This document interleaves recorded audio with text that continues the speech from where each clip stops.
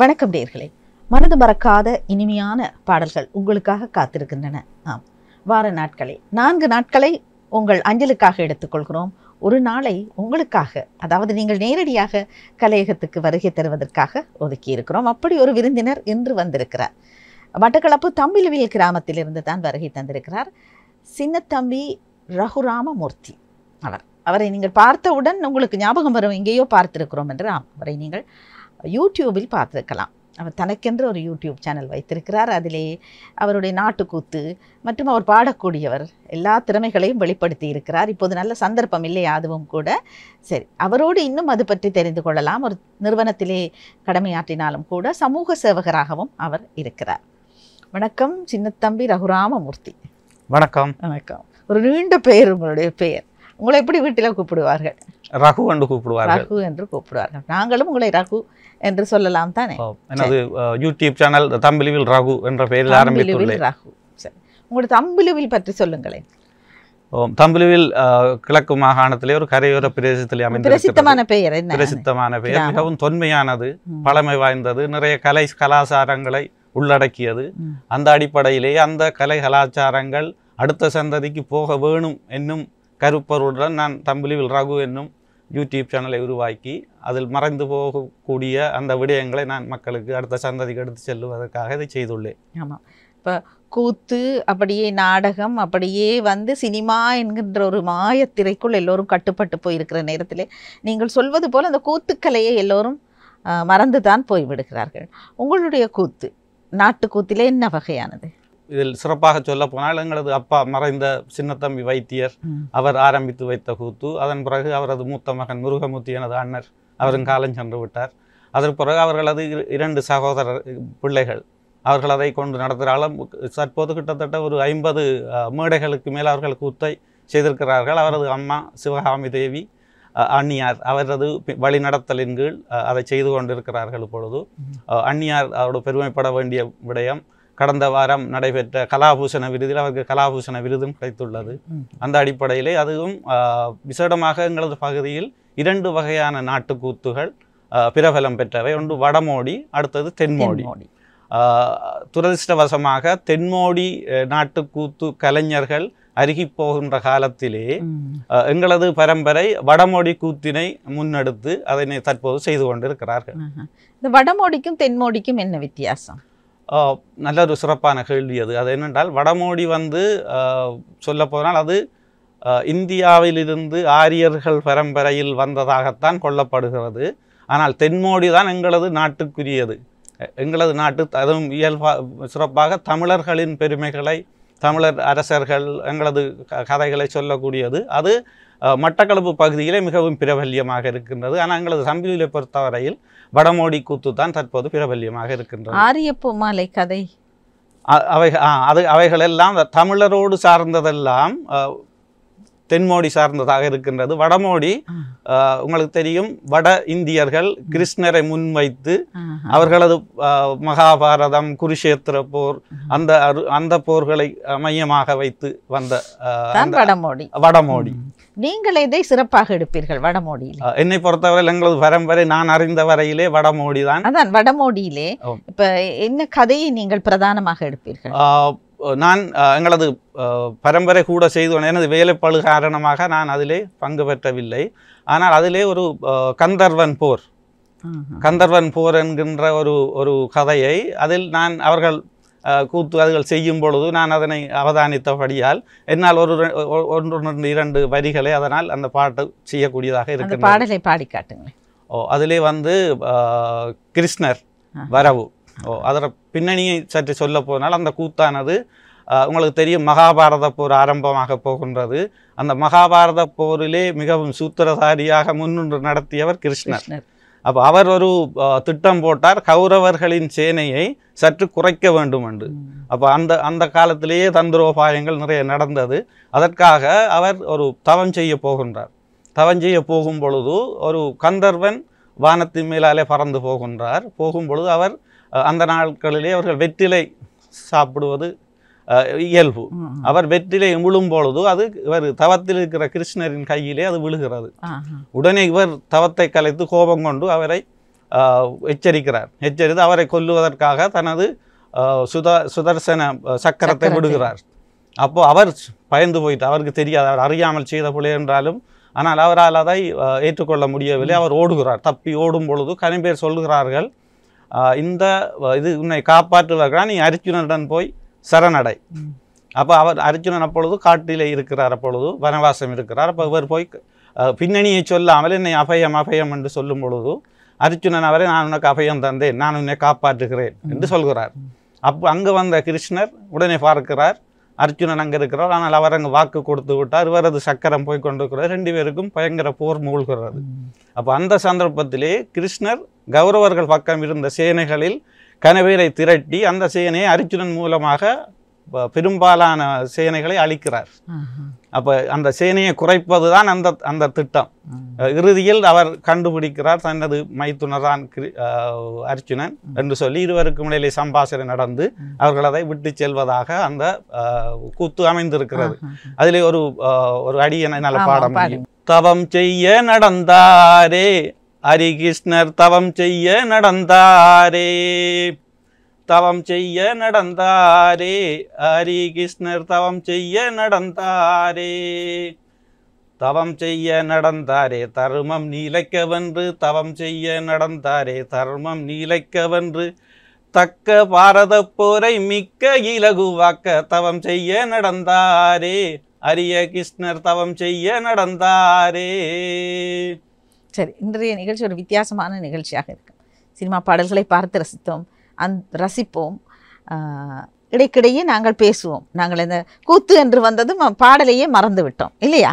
சரி, உங்களுடைய முதல் தெரிவாக என்ன பாடலை பார்த்து ரசிக்கலாம்? சிறு வயதிலிருந்தே நான் பழைய பாடல்களை விரும்பி கேட்பதுண்டு. அதுக்கும் விசேடமாக சினிமா துறையை எடுத்துக்கொண்டால் 1960-70களில் பாரிய மாற்றங்களை பரிணாம வளர்ச்சி அடைந்தது. சிறந்த இயக்குனர்கள், சிறந்த நடிகர்கள், பாடலாசிரியர்கள், இசையமைப்பாளர்கள் மிகவும் பிரபலம் அடைந்த காலமாக இருக்கின்றபடியால் எனது தெரிவுகளும் அந்த காலத்தை ஒட்டியதாகத்தான் அமைகிறது. அதில் முதலாவது பாடல் இதோ எந்தன் தெய்வம் முன்னாலே என்னும் பாடல். அது சவுந்தரராஜன் பாடிய பாடல். அது வாலி அந்த பாடலை இயற்றியிருந்தார். அதில் அந்த பாடல் நான் விரும்பியதற்கான காரணம், இறைவனை எங்கு காணலாம் என்று பலதரப்பட்ட கேள்விகள் மக்கள் மத்தியிலே எழுகின்றன.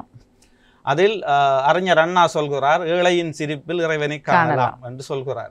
ஆனால் இங்கு வந்த கவிஞர் சற்று வித்தியாசமாக, பாசமுள்ள பார்வையிலே கடவுள் வாழ்கிறான், அவன் கருணையுள்ள நெஞ்சினிலே கோயில் கொள்கிறான் என்ற வரிகள் மூலமாக கடவுளை காணலாம் என்று கூறுகிறார்.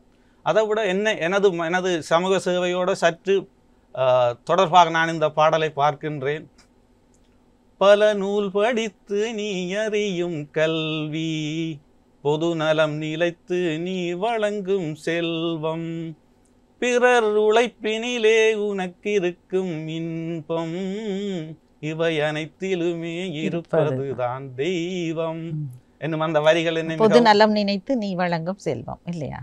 பொது நலம் நினைத்து நீ வழங்கும் செல்வம், அவ்வாறான வரிகள் என்ன மிகவும் கவர்ந்து. சரி ரகு, உங்கள் ஊர் பற்றி சொன்னீர்கள்.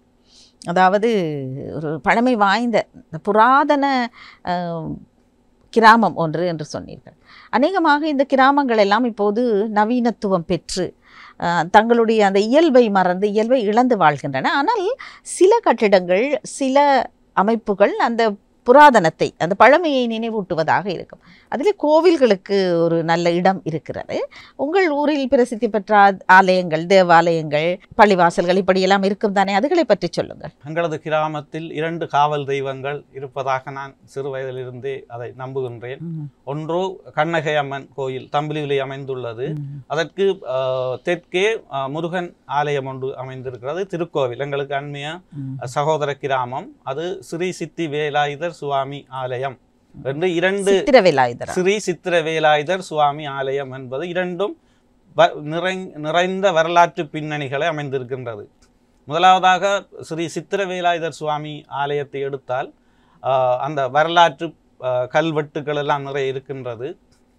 அது அங்கே அமைந்துள்ள முருகன் பல சித்துக்களை செய்தபடியால் அது சித்திரவேலாயுத சுவாமியாக மருவியதாக கதைகள் கூறுகின்றது. ஆனால் ஆரம்பத்தில் அந்த அந்த அந்த அந்த கோயிலுக்கு பெயர் வந்து கந்தப்பாணத்துறை. கந்தனின் பானம் வந்து உறைந்த இடமாகியபடியால் கந்தப்பாணத்துறையாக இருந்தது. அங்க வேல் வந்து அங்கு வெண்ணாவல் மரத்தில் அந்த வேல் வந்து தங்கியதாகவும், நாவல் மரம் இருக்கிறதா? வெண்ணாவல் அதான் அங்குள்ள அந்த அது தற்போது இல்லாமல் போய்விட்டது.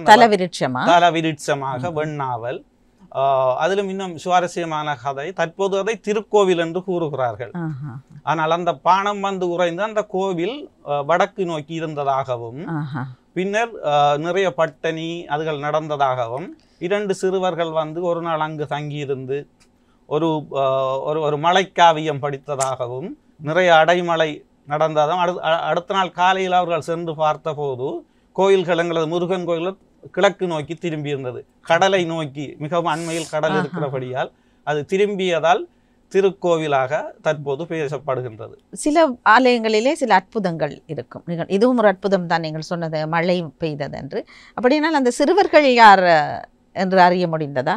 அது அவர்கள் அடுத்த நாள் காலையில் கிராம மக்கள் சென்று பார்த்த போது அவர்களுக்கு தடங்கள் இருக்கவில்லை. ஆனால் தற்போது இன்னும் சுவாரஸ்யமான விடயங்கள் அந்த கோயிலை பற்றி இருக்கின்றது.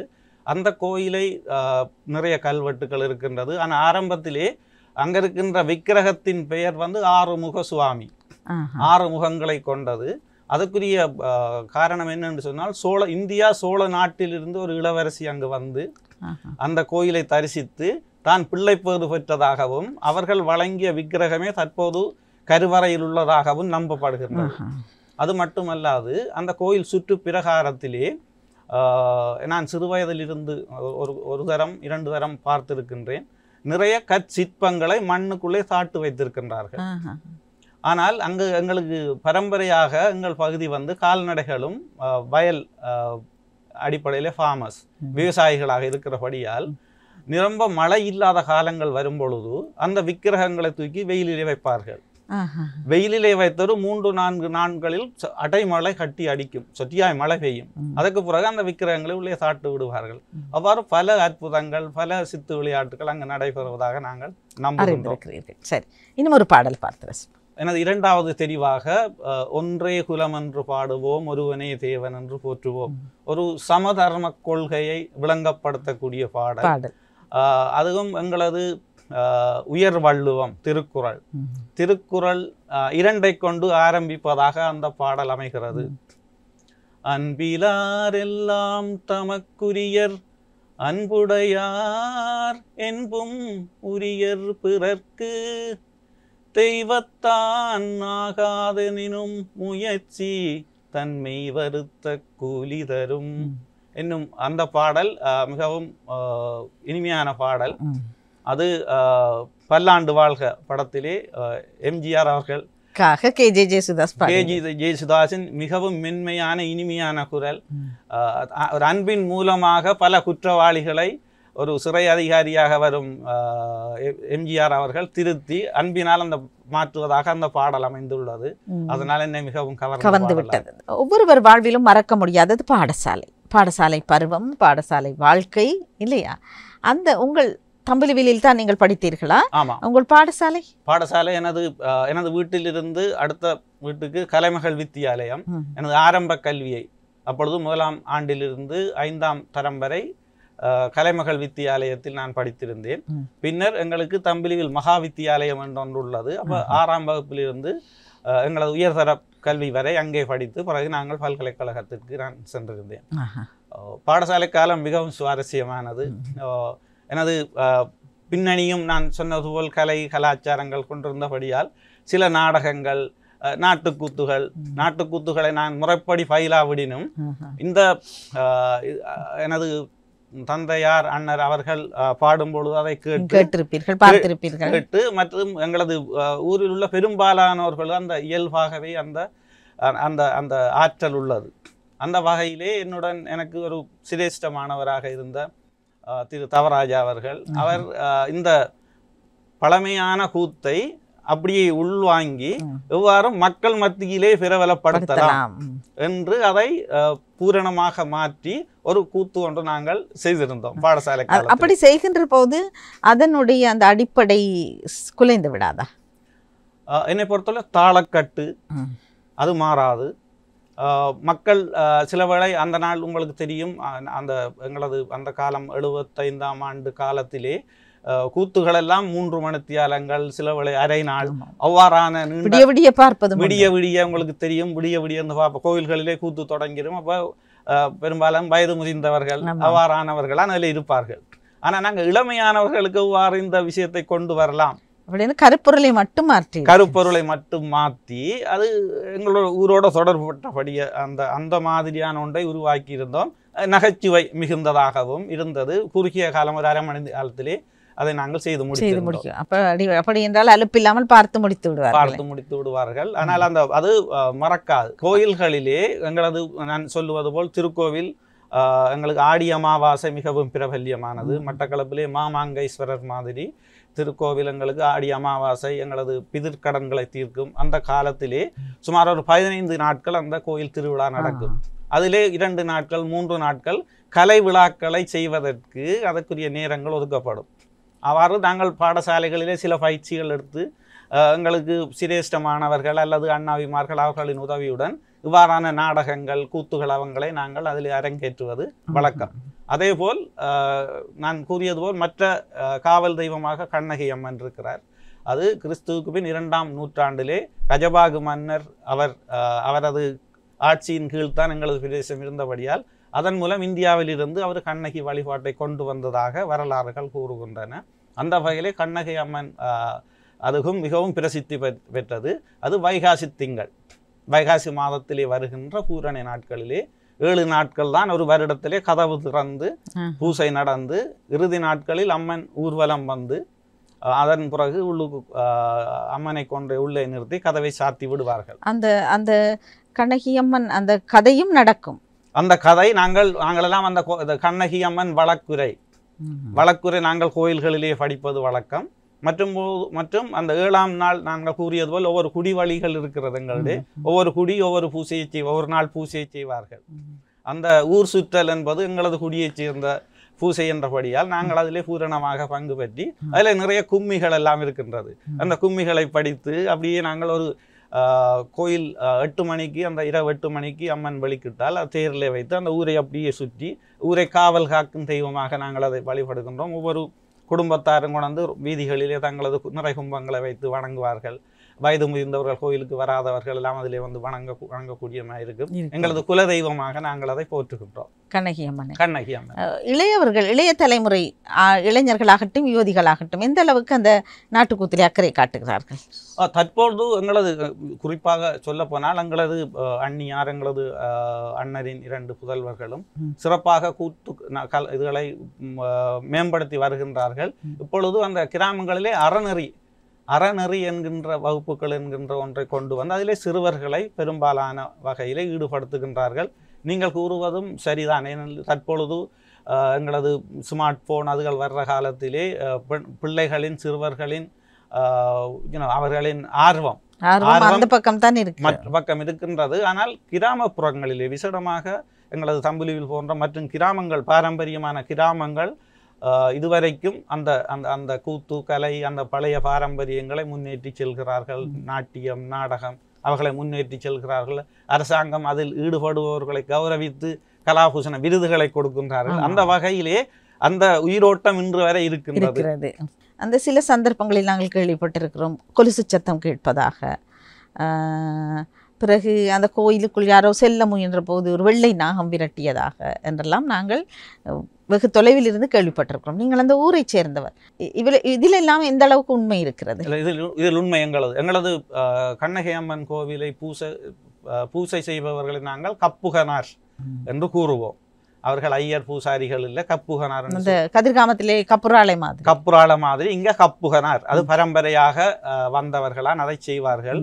ஆனால் உள்ளுக்கு அந்த அம்மன் இருக்கும் மூலஸ்தானத்துக்கு அவர் செல்ல மட்டும்தான் அனுமதி உள்ளது.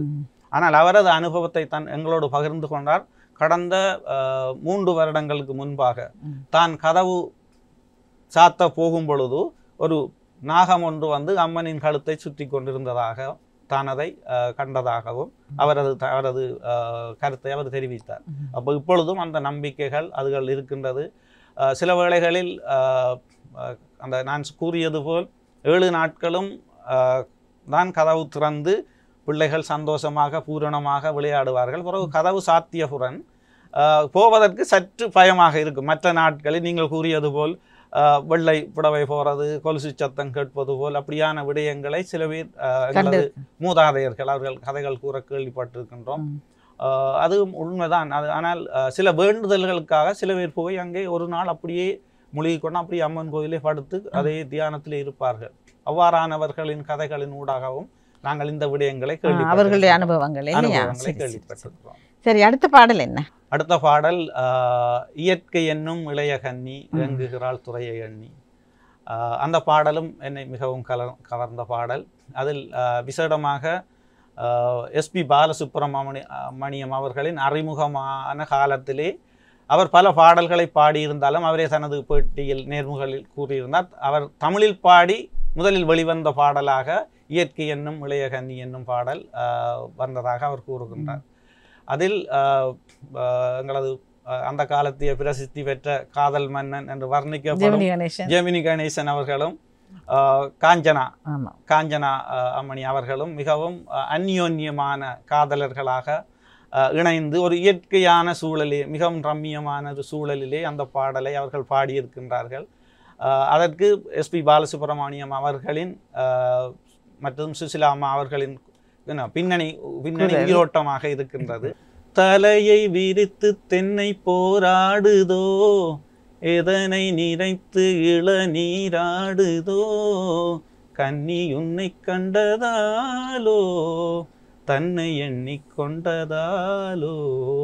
ரகு, உங்களை பற்றி சொல்லும்போது நாங்கள் உங்களுடைய யூடியூப் சேனல் பற்றி பேசினோம், அதை பற்றி சொல்லுங்கள். நான் ஆரம்பத்திலே கூறியது போல் எங்களது கிராமத்தில், எங்களது பிரதேசத்தில், திருக்கோவில் பிரதேசம், அந்த பிரதேசத்திலே பல தொன்மையான விடயங்களை நாங்கள் வெளிக்கொண்டு வர வேண்டும் என்பதற்காகத்தான் அங்குள்ள வளங்கள், அங்கு நடைபெற்ற விடயங்களை கொண்டு வர வேண்டும் என்னும் ஒரு முனைப்புடன் அது தொடங்கப்பட்டது. ஆரம்பத்திலே நானும் இந்த கூத்துக்கலை அதுகள் சம்பந்தமான தகவல்களை செய்திருந்தோம். நீங்கள் கூறியது போல் பேராசிரியர் மௌனகுரு எனது ஆசான், நான் பல்கலைக்கழகத்தில் இருக்கும் காலத்தில் அவருடன் நெருங்கி பழகி இருக்கின்றேன். அவரது நேர்காணல்களையும் நான் அதிலே செய்திருக்கின்றேன். அந்த அடிப்படையில் அவ்வாறான வேலைகளை செய்து கொண்டிருக்கிறேன். எனது வேலைப்பளு காரணமாக நான் அதை தொடர்ந்து செய்ய முடியாமல் இருந்தபடியால் நான் எனது குரல் வளம் சற்று நன்றாக இருக்கின்றது என்ற அடிப்படையிலே சில பேர் எனக்கு ஊக்கம் தந்தார்கள்.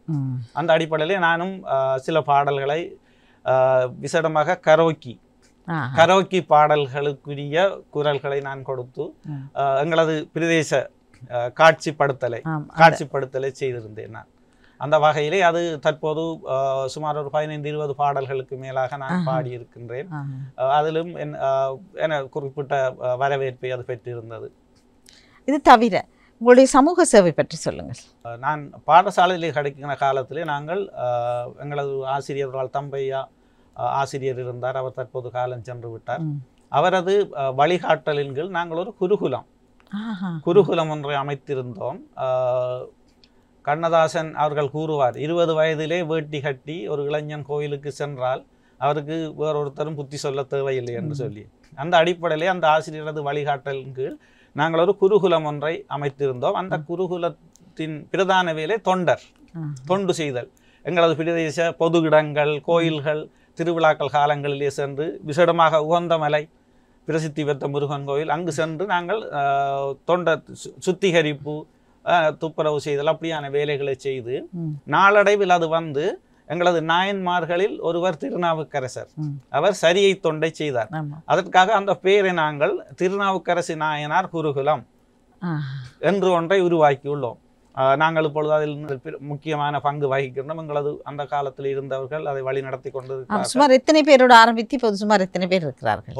ஆரம்பத்தில் நாங்கள் தனியாக தொண்டுகளை மட்டும் செய்து கொண்டிருந்தோம். கோயில்களிலே சென்று திருப்பணிகளை செய்து கொண்டிருந்தோம் திருநாவுக்கரசு நாயனார் வழிகாட்டலின் பின்னர் நாங்கள் அதை ஒரு சிறுவர் இல்லமாக நாங்கள் பதிந்து சிறுவர்களை வைத்து அவர்களை நடத்தும் ஒரு இல்லமாக அதை அரசாங்கத்துடன் இணைந்து நாங்கள் மாற்றி இருக்கின்றோம்.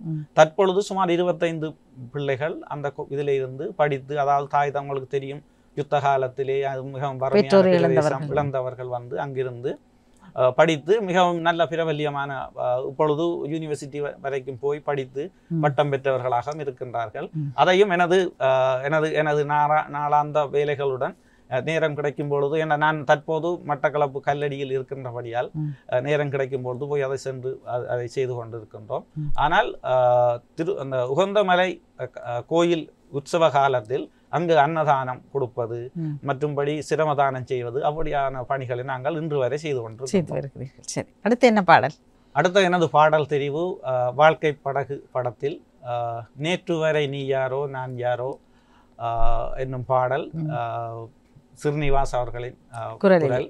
அவரது குரல் எனக்கு மிகவும் பிடித்தமான குரல், மிகவும் இதமானது, இனிமையான குரல். அந்த பாடலை நான் கேட்கின்றேன். உன்னை நான் பார்க்கும் போது மண்ணை நீ பார்க்கின்றாயே, உன்னை நான் பார்க்கும் போது மண்ணை நீ பார்க்கின்றாயே, விண்ணை நான் பார்க்கும் போது என்னை நீ பார்க்கின்றாயே, விண்ணை நான் பார்க்கும் போது என்னை நீ பார்க்கின்றாயே, நேரிலே பார்த்தால் என்ன நிலவென்ன தேய்ந்தா போகும், புன்னகை புரிந்தால் என்ன பூமுகம் தீர்த்து வந்தா போகும் என்றும் அந்த வரிகளும் கூட ஒரு குரலை நான் நோக்க நிலம் நோக்கும் நோக்காக்கால் தான் நோக்கி மெல்ல நகும்.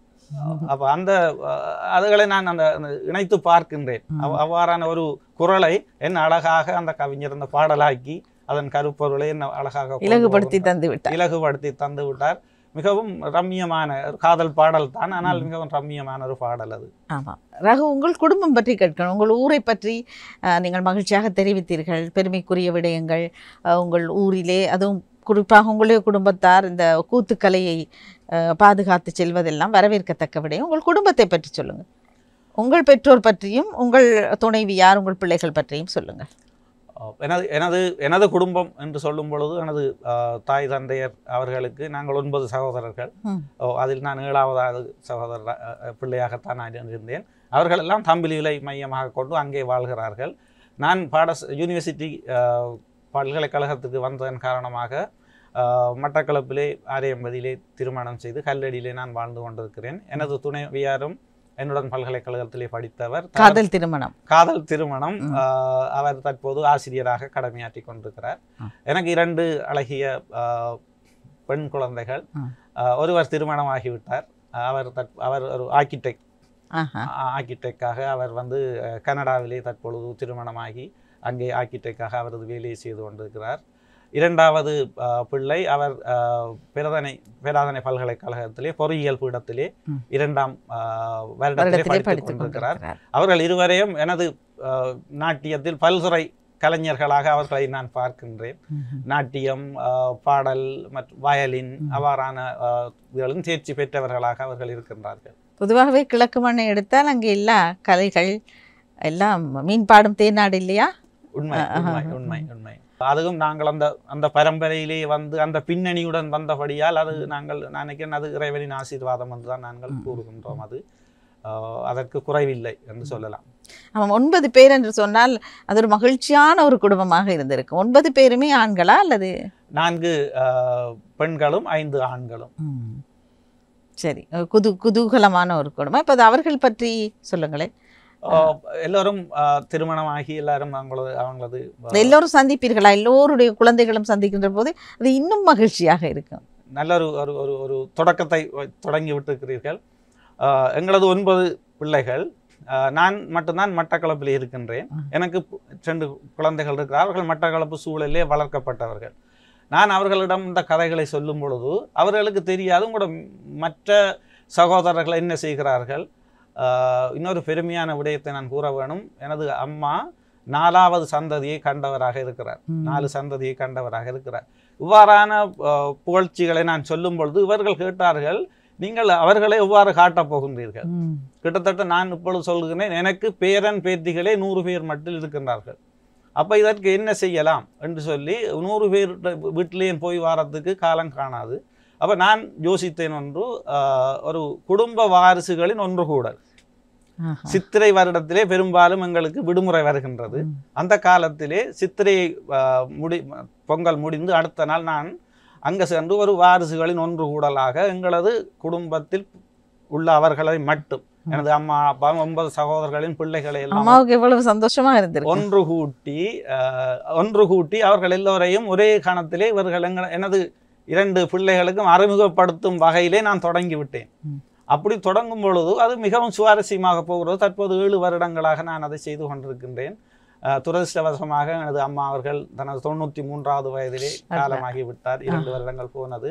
ஆனால் இன்று வரை நான் அதை செய்து கொண்டிருக்கிறேன். அது அங்கும் கூட அவர்களை கொண்டு வந்து அவர்களை அறிமுகப்படுத்துவது, எல்லோருமாக இருந்து மதிய போசனம் உண்பது, அதில் சிறுவர்கள் கொலசி பாஸ் பண்ணவர்கள் O level பாஸ் பண்ணி A level பாஸ் பண்ணலை கூப்பிட்டு அவர்களுக்கு ஒரு சின்ன கௌரவத்தை அதிலே கொடுப்பது, அவ்வாறான ஒரே நேரத்திலே எல்லோரையும் சந்திக்கும் விதமான ஒரு குடும்ப வாரிசுகளின் ஒன்று கூடலாக நான் செய்கின்றேன். அதை எனது யூடியூப் தளத்திலும் நான் அதை பதிவேற்றம் செய்து கொண்டிருக்கிறேன். ஆமாம், அது மிக மிக ஒரு முக்கியமான விஷயத்தை ரகு உங்களுக்கு எல்லாம் சொல்லியிருக்கிறார். ஏனென்றால் இப்போதுள்ள பிள்ளைகளுக்கு சித்தப்பா, பெரியப்பா, மாமா இவர்களெல்லாம் தெரியவில்லை. ஏனென்றால் அவர்களுக்கு பிஸி. அவர்கள் எப்போது பார்த்தாலும் அவர்கள் பெற்றோர் வேலைக்கு போகிறார்கள் என்று அந்த உறவுகள் தெரியாமல் போய்விடுகிறது. அவர்களை பார்த்து புன்னகைக்க கூட இவர்களுக்கு தெரியவில்லை. இது ஒரு நல்ல விடயம். நீங்கள் எல்லோரும் கூட அதை பின்பற்றலாம் இல்லையா? சரி, இன்னொரு பாடலை பார்த்து ரசிப்போம். எனது அடுத்த பாடல் தெரிவு கண்கள் இரண்டும் என்றும் உன்னை கண்டு பேசுமோ. மன்னாதி மன்னன். மன்னாதி மன்னன் படத்திலே அந்த பாடல் நாட்டிய பேரொளி பத்மினி அவர்கள். அந்த பாடல் முழுக்க அவரது அபிநயத்தை விவரிக்க முடியாது.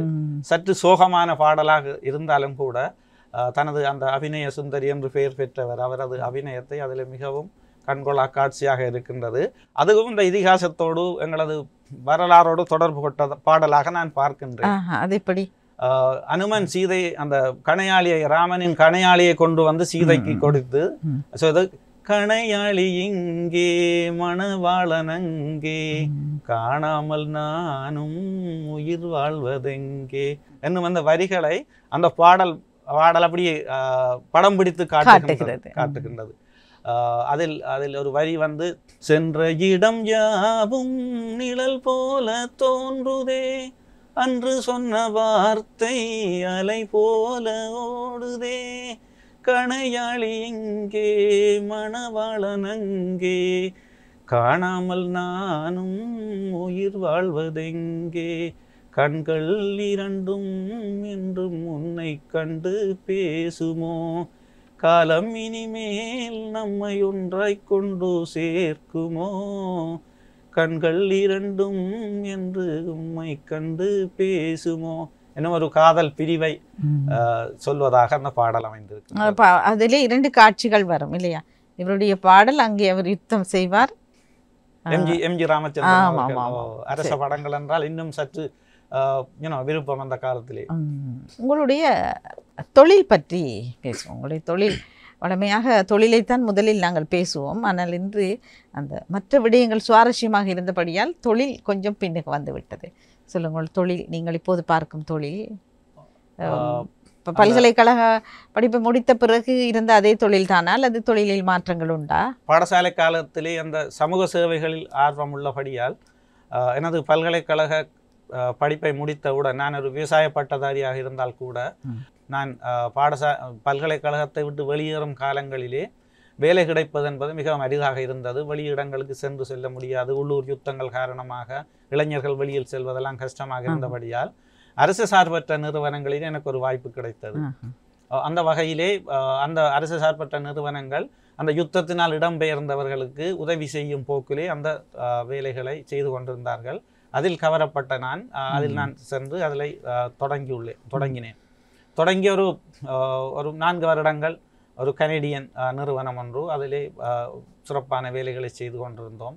இடம்பெயர்ந்த மக்களுக்கு வாழ்வாதாரம், அதுவும் விசேடமாக அந்த இளைஞர் யுவதிகள், தடை முகாம்களிலிருந்து திரும்பி வரும் இளைஞர் யுவதிகளுக்கு அரசாங்கத்துடன் இணைந்து தொழிற்பயிற்சிகளை வழங்கும் ஒரு பயிற்சியாக நடந்தது. அதிலும் அந்த காலத்திலே உங்களுக்கு தெரியும், ஆண்கள் தான் மேசன்ரி, காப்பன்ரி அப்படியான செய்கிறது. ஆனால் அந்த காலத்திலே அது நாங்கள் ஒரு வித்தியாசமாக நான் ட்ரெடிஷனல் முறை சாராத வேலைகளை ஏன் பெண்கள் செய்யக்கூடாது என்னும் கருப்பொருளுக்கு அமைய பெரும்பாலான யுவதிகள் உங்களுக்கு தெரியும், வீட்டு மின் இணைப்புகள், மேசன் தொழில், காப்பென்ற அப்படியான தொழில்களை பெண்களும் முன் வந்து செய்து அவர்களது குடும்பத்தை முன்னெடுத்தும் வகையிலே அந்த திட்டம் சிறப்பாக அமைந்திருந்தது. அதில் தான் எனது 94ஆம் ஆண்டு எனது தொழிலை, சமூக சேவையை தொழிலாக செய்ய ஆரம்பித்து இன்று வரை நான் அதை செய்து கொண்டிருக்கின்றேன். இடையில் இன்னும் ஒரு கருத்து வந்தது. ஒரு பட்டதாரியாக இருந்து கொண்டு என் இதுகளில் நீங்கள் மெனக்கிறீங்க, ஆசிரியர் தொழிலும் உங்களுக்கு பொருத்தமாக இருக்கும் என்ற அடிப்படையிலே இடையிலே ஒரு ஆசிரியர் நியமனம் எனக்கு கிடைத்தது. ஒரு 2 வருடங்கள் நான் ஒரு ஆசிரியராகவும் பணியாற்றினேன்.